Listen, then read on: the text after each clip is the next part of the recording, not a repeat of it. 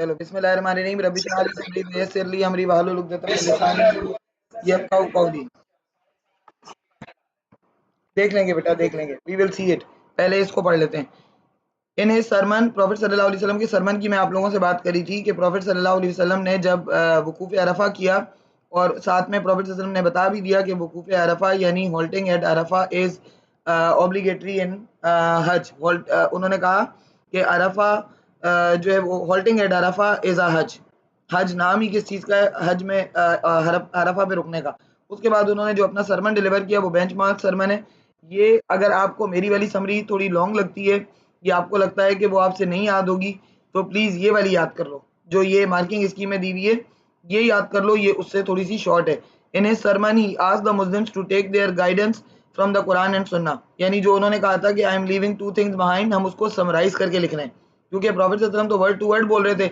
अब वो word to word तो ऑफ कोर्स फेयरवेल सरमन जो है वो आप अगर उसके पॉइंट्स नोट करें तो 3-4 पेजेस पे आते हैं, तो वो तो हम लिख नहीं सकते, ना हम याद कर सकते हैं, इसलिए इतना लिख लेंगे तो काफ़ी है। Revenge was prohibited and usury was prohibited. He gave instructions for unlawful shedding of blood. हर तरह के खून बहाने से उन्होंने मना कर दिया। The obligation towards looking after wives was emphasized as well as the kind treatment of women sticking faithfully to the pillars of Islam was emphasized. The equality of humankind was emphasized, saying no Arab has superior over a non-Arab and vice versa. Brotherhood was established, मतलब profit सल्लल्लाहु अलैहि वसल्लम ने जो brotherhood Medina में establish किया था उसको एक बार फिर यहाँ पे रिइंफोर्स किया ताकि सबके दिमाग में ये बात आ जाए कि वो जो ब्रदरहुड एस्टेब्लिश किया था वो खत्म नहीं हुआ, वो रहती दुनिया तक कायम रहेगा। He told the Quran and Sunnah were left for them and reminded them they would have to answer for their deeds. Then the verse 5.3 5.3 कौन सी वर्स है? सूरह माइदा की वर्सेस जो लास्ट वर्सेस हैं कुरान की, इसके बाद कुरान की कोई सूरत नाजिल नहीं हुई। वो वर्सेस थी, today I have perfected my religion upon you and my blessings upon you and I am agree Islam should be your final religion. ये वाली verses are highly recommend to write completely. आपका answer level 4 पर fall नहीं करेगा अगर आप ये वाली वर्सेस नहीं लिखेंगे। जिस तरह सूरतुल अलग की वर्सेस फर्स्ट रेवलेशन में कंपलसरी हैं, इसी तरह से फेयरवेल पिलग्रिमेज में सूरह माइदा की ये वाली वर्सेस कंपलसरी हैं।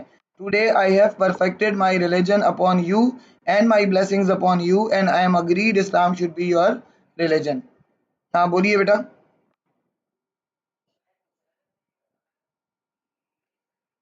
नहीं, वर्सेस को रीफ्रेज नहीं कर सकते। मैंने आपको 50 बार पहले भी बताया है कि कुरानिक वर्सेस को आप रीफ्रेज नहीं कर सकते। हदीस को दे, फेयरवेल सरमन हदीस है, इसको हमने रिफ्रेश खुद ही कर दिया, हमने इसकी समरी लिख दी। यू कैन राइट इट, आगे पीछे भी कर सकते हैं। फेयरवेल सरमन की ये जो चीज़ें हैं, आपने जो समरी याद कर रहे हैं आप, अगर इस समरी के अंदर ऊपर वाली चीज़ नीचे लिख देंगे, नीचे वाली ऊपर लिख देंगे, तब भी कुछ नहीं जाएगा, नो प्रॉब्लम। लेकिन वर्सेस को आप रिफ्रेश नहीं कर सकते, that's for sure. Today I have perfected my religion upon you and my blessings upon you and I M agreed Islam should be your religion. Inverted commas में नहीं लिखे, जैसे हम फेयरवेल सरमन के जो ये लिख रहे हैं, समरी लिख रहे हैं, इसको हम उसमें लिखेंगे, रेंडमली लिखेंगे, मतलब हम इन्वर्टेड कॉमास में नहीं लिखेंगे क्योंकि हम समरी कर रहे हैं। प्रॉफिट सल्लल्लाहु अलैहि वसल्लम ने एज इट इज थोड़ी बोला था, और आपने लिखना भी है अपने आंसर में, I am agreed Islam should be your religion. चलिए आगे बढ़िए, क्या कह रहे हो हसनैन?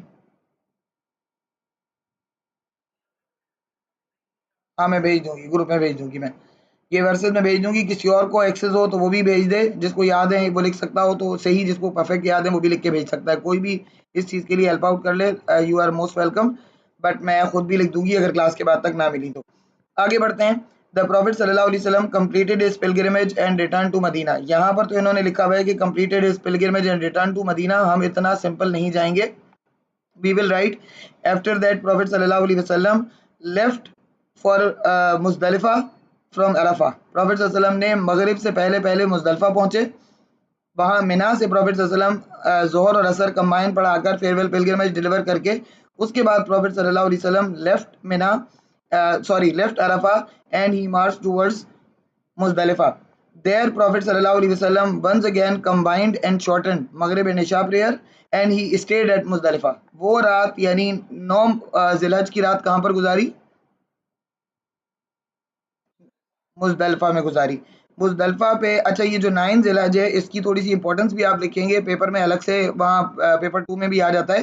तो इसकी इम्पोर्टेंस भी आप थोड़ा-सा हाइलाइट अपने आंसर में चाहें तो कर दें कि मैंने बता दिया था कि अरफ़ा जिस तरह रातों में the best like amongst all the nights the best night is लैलतुल क़द्र, among the days the best day is यौमुल अरफा, यौमुल अरफा। उसके बाद आप आगे आगे बढ़ जाएंगे, मुज़दलिफ़ा चले गए प्रॉफिट सल्लल्लाहु अलैहि वसल्लम। मुज़दलिफ़ा में प्रॉफिट सल्लल्लाहु अलैहि वसल्लम ने कंबाइन की मगरिब और इशा। प्रॉफिट सल्लल्लाहु अलैहि वसल्लम स्टेड देयर टिल फजर, फजर तक वहीं पर स्टे किया प्रॉफिट सल्लल्लाहु अलैहि वसल्लम ने। द होल नाइट प्रॉफिट सल्लल्लाहु अलैहि वसल्लम spend in supplicating from Allah and in the worship of Allah. और फिर सुबह प्रॉफिट सल्लल्लाहु अलैहि वसल्लम ने फजर की नमाज मुज़दलिफ़ा में ही पढ़ी और वहां से प्रॉफिट सल्लल्लाहु अलैहि वसल्लम once again move towards the Mina with the pebbles. Prophet सल्लल्लाहु अलैहि वसल्लम ने मुज़दलिफ़ा से पेबल्स इकट्ठी की और मिना चले गए। मिना जाकर प्रॉफिट सल्लल्लाहु अलैहि वसल्लम ने जो सबसे बड़ा वो था जमरात, द जमरात, क्या सबसे बड़े जमरात को क्या कहते हैं? उकबा। उकबा को 7 पेबल्स मारे और उसके बाद प्रॉफिट सल्लल्लाहु अलैहि वसल्लम ने आगे अपना हज कंटिन्यू किया। 10 ज़िलहज शुरू हो चुका है। प्रॉफिट सल्लल्लाहु अलैहि वसल्लम ने तवाफ़े ज़ियारा परफॉर्म किया। प्रॉफिट सल्लल्लाहु अलैहि वसल्लम ने ये भी बता दिया कि तवाफ़े ज़ियारा is obligatory and there is no compensation for तवाफ़े ज़ियारा। तवाफ़े ज़ियारा के बाद प्रॉफिट सल्लल्लाहु अलैहि वसल्लम ने यौमुन नहर सेलिब्रेट किया।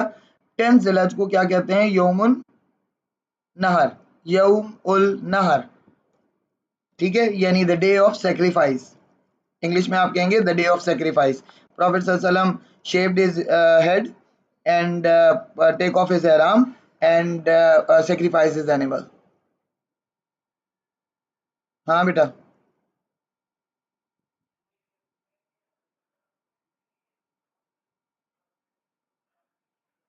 हाँ मैं भेज दूंगी, चलो मैं ग्रुप में ही मैं लिख के भेज देती हूँ, लाइक जिसने नहीं लिखा तो। ये अब्दुल्ला ने चैट में वर्सेस भी शेयर कर दिए हैं, वो भी देख लेना। हज का मैं बता दूंगी आप लोगों को, ठीक है, लिख दूंगी, लिख के भेज दूंगी, पहले क्या चीज़ की बाद में क्या चीज़ की। वैसे तो साथ साथ लिखते रहो तो ज़्यादा अच्छा है। मिना से मुज़दलिफ़ा से मिना गए, मिना में जमरात उक़बा को मारा, फिर बाकी ये यौमुन नहर करके उन्होंने बाकी की अपनी रमी पूरी की, 49 पेबल्स ख़त्म की। उक़बा और वुस्ता और सुगरा तीनों को दोबारा मारा और फिर सही की प्रॉफिट सल्लल्लाहु अलैहि वसल्लम ने, और फिर प्रॉफिट सल्लल्लाहु अलैहि वसल्लम ने तवाफ़े विदा करके वहाँ से रुखसत हुए। हाँ हो रही है, तवाफ़े विदा करके प्रॉफिट सल्लल्लाहु अलैहि वसल्लम वहाँ से रुखसत हुए। हाँ शिफा बोलो बेटे।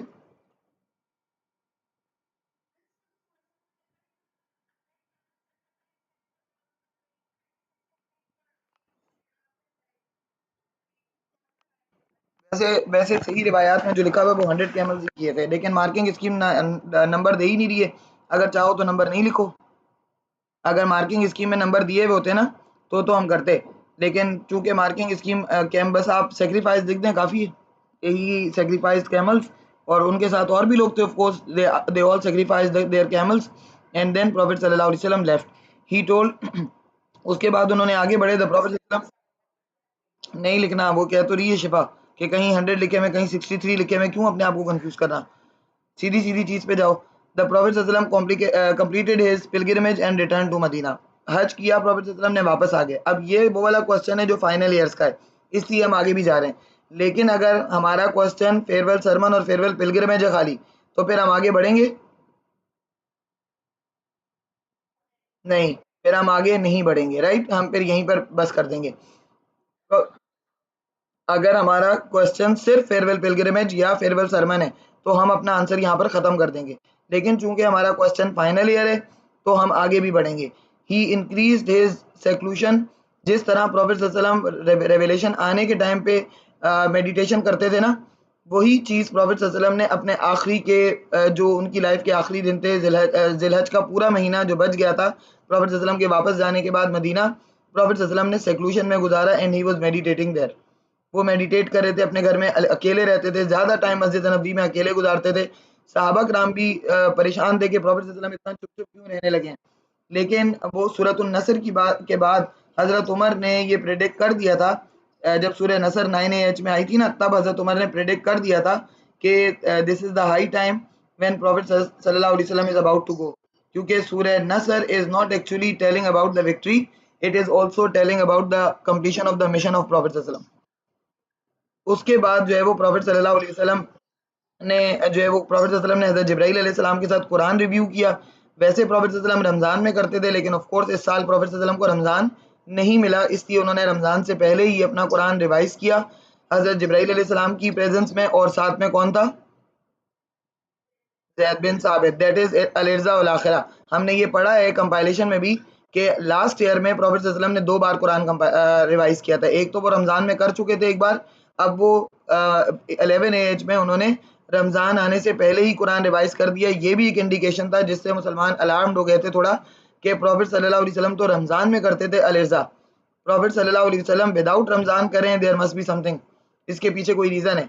लेकिन प्रॉफिट सल्लल्लाहु अलैहि वसल्लम ने ज़ैद बिन साबित को भी वहाँ लाके उनको बुलाकर वहाँ बिठाया, क्रॉस चेक भी करवाया और कुरान को रिवाइज़ किया। प्रॉफिट सल्लल्लाहु अलैहि वसल्लम को पता था।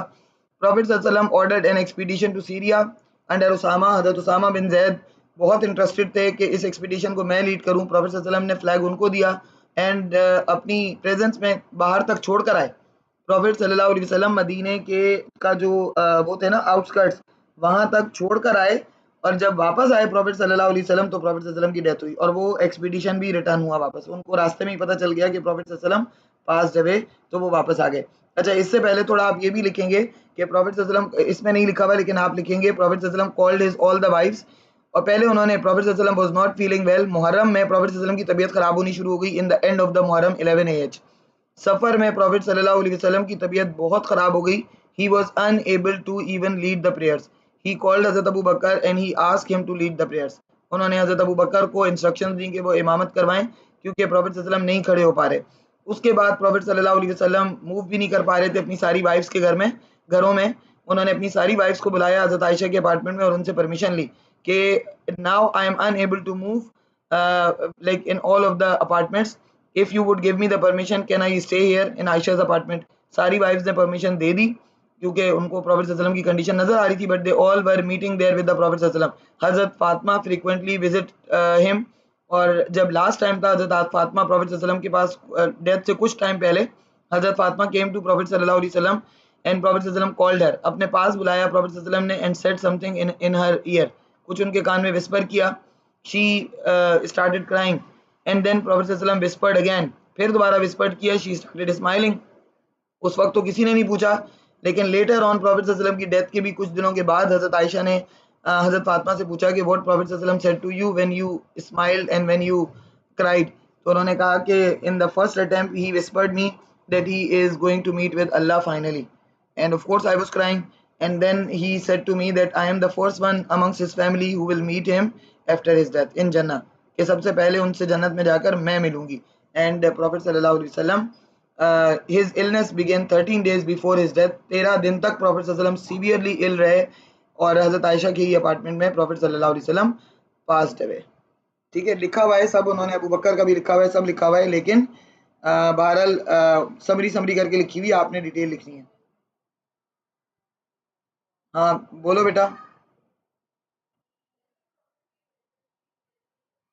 हाँ हाँ लिख सकते हो बिल्कुल बेटा, लेकिन अब फिर आंसर बहुत लंबा हो जाएगा क्योंकि फेयरवेल। हाँ छोटा हो रहा हो तो लिख देना, लेकिन ऐसे लंबा हो रहा है हमारा क्योंकि इसके अंदर फेयरवेल पिलग्रिमेज तो देखो हर हाल में आएगा ही आएगा ना फाइनल ईयर में। अब फाइनल पिलग्रिमेज की तुम लोगों ने कितनी डिटेल लिख दी, अब उसको लिखते लिखते फिर तुम लोग कहाँ चले जाओगे। तो आई होप कि ये समझ में आ गया। अब तुम लोगों को अपने आंसर को कंपेयर करो, जिन जिनने फेयरवेल सरमन का आंसर लिखा था अपने पेपर 2 में, सॉरी पेपर 1 में, और मुझे पकड़ा दिया था, उसको आप कंपेयर करना जो मैंने पढ़ाया है उससे और जो आपने लिखा है उससे।